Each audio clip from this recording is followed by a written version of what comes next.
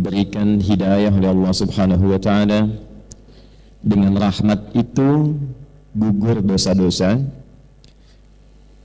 Belum selesai. Jadi aminnya simpan dulu.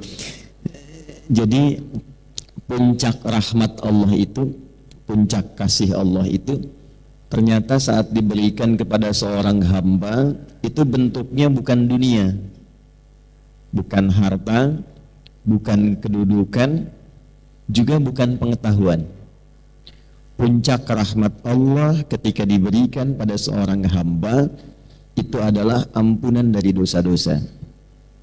Karena itulah ketika seorang hamba merasa berlumur dosa sehingga menyimpulkan rasanya itu agak jauh dari surga, rasanya malu untuk minta ampun sama Allah karena merasa banyak dosa begitu terkumpul. Dalam situasi itu, sifat Allah yang sempurna rahmatnya disebut Rahman, sempurna kasihnya disebut Rahim. Itu menegaskan kembali kepada hamba yang menyimpulkan tadi supaya tidak putus asa untuk mendapatkan rahmat Allah. Itu ada di Quran surah ke-39 Az-Zumar di ayat ke-53. Qul ya ibadiyalladzina asrafu ala anfusihim. Qul, firalkan Muhammad SAW. Jadi terjemahan sekarang agak mulai bergeser. Kalau dulu katakan, sekarang viral kan. Karena orang sekarang manusia akhir zaman senang yang viral-viral. Kalau sudah viral, di share, like and subscribe. Wah, jadi tinggal like ayat ini, share kemudian subscribe. Qul, firalkan Muhammad sallallahu alaihi wasallam. Ya ibadiyalladzina asrafu ala anfusihim. Duhai hamba-hambaku semua tanpa kecuali. Jadi di sini menggunakan kata alladzina disebutkan sebanyak 1080 kali dalam Al-Quran, dan itu mencakup semua aspek dan gender terkait manusia, mau laki-laki, perempuan, besar, kecil, tua, muda, sepanjang bernama manusia pasti punya potensi berbuat salah. Itu ya. Jadi tidak ada yang sempurna. Tidak ada yang sempurna sepanjang manusia. Bukan nabi, bukan rasul yang punya sifat ma'sum, dijaga dari salah, itu berpotensi berbuat salah. Jadi percuma kalau mencari kesalahan orang lain, Bu. Kalau suami ibu pernah salah, berarti suami ibu manusia. Kalau ibu ingin mengharapkan pasangan yang tak pernah salah, silahkan nikah sama malaikat. Ada banyak pilihan, malaikat Israel ada. Kan di antara makhluk Allah yang tidak pernah salah cuma malaikat kan? Ya, tahu dari mana ya? Ya. Quran surah 66 ayat yang ke-6. La ya'sunallaha ma amarahum wa yaf'aluna ma yu'marun. Malaikat itu dicipta oleh Allah dari cahaya bahannya, materinya cahaya takwa. Takwa itu sifat selalu baik. Jadi malaikat tidak pernah kenal maksiat, tak kenal salah, dan mengerjakan tugas sesuai dengan tupoksi. Karena itu ibu cari keterangan, pernahkah malaikat Jibril korupsi ayat? Nggak akan ditemukan. Pasti sempurna. Itu sifat malaikat. Nah nanti lawannya setan. Setan itu tidak pernah kenal benar. Karena itu dalam Quran malaikat disebutkan 88 kali, setan disebutkan 88 kali untuk menunjuk keberlawanan ini. Nah manusia itu ada potensi benar, kadang berbuat salah. Dalam kesalahan itu jangan pernah menyimpulkan bahwa Allah tidak akan pernah menerima kita untuk kembali. Jangan pernah menyimpulkan bahwa Allah akan mengabaikan seakan-akan tertutup peluang surga.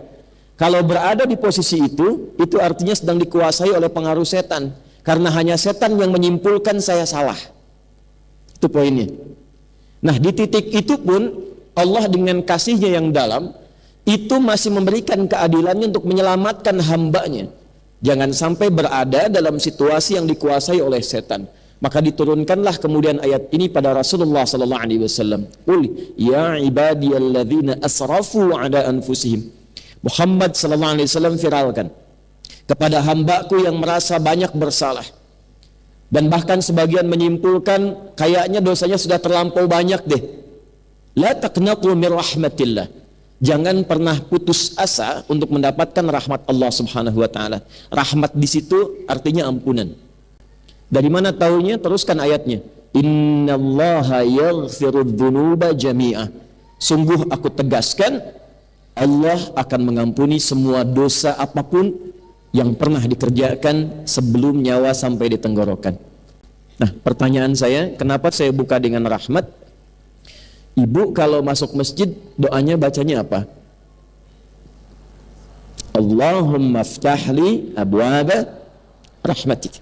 Ya.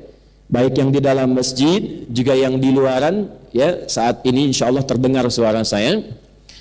Saat kita memasuki masjid, melangkahkan kaki apa? Kanan kan?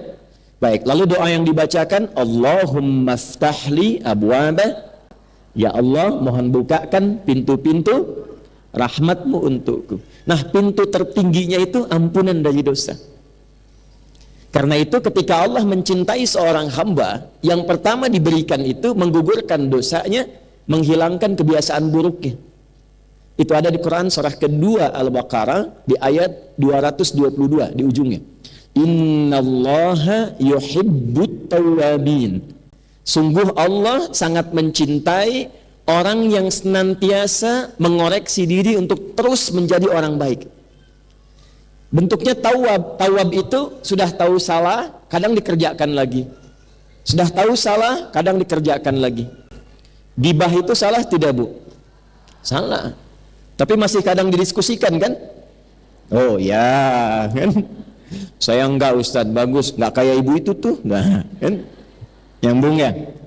Nah, poinnya adalah kalau seseorang pernah berbuat salah tapi dia mau terus memperbaiki sehingga menjadi saleh dan saleha, di saat dia menemukan titik perubahan pada dirinya, turunlah cinta Allah kepadanya. Kalau cinta Allah sudah turun, maka terjaga dia dari ujung kepala sampai ujung kakinya untuk selalu bersikap dalam kebaikan. Itulah rahmat Allah yang sempurna yang diberikan pada seorang hamba. Dan itu tiada lain tempatnya kecuali di masjid. Di mana? Di masjid. Nah, di dalam masjid itulah kita membuka, kemudian melangkahkan kaki kanan, mengucapkan Allahumma ftahli abwaba rahmatik. Ini penting saya sampaikan, supaya masuk keluar masjid itu ada perbedaan. Kalau kita paham tentang doa ini, maka jangan disia-siakan ketika masuk. Ustaz belum datang, acara belum dimulai, Anda sudah ada di dalam, sholat 2 rakaat, duduk, koreksi diri, muhasabah. Jadi begitu kemudian keluar, terjadi perubahan. Itulah berkahnya masjid.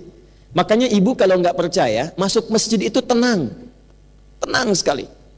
Coba tadi saat masuk kan, rasanya beda kan dengan masuk rumah sendiri. Tenang, duduk nyender ke tiang, dekat AC, tidur aja.